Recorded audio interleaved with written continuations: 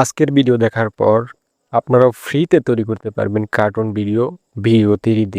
এবার চ্যাটজিপিটি থেকে 2 নাম্বার যে প্রম্পটটা আছে, মা মায়ের বয়স 45, মায়ের যে প্রম্পটটা আছে সেটা কপি করে নেবেন। কপি করার পরে আবার চলে যাবেন গুগল হুইস্কে, এখানে এসে এটা পেস্ট করে দেবেন। পেস্ট করে দিয়ে এন্টার বাটনে ক্লিক করবেন।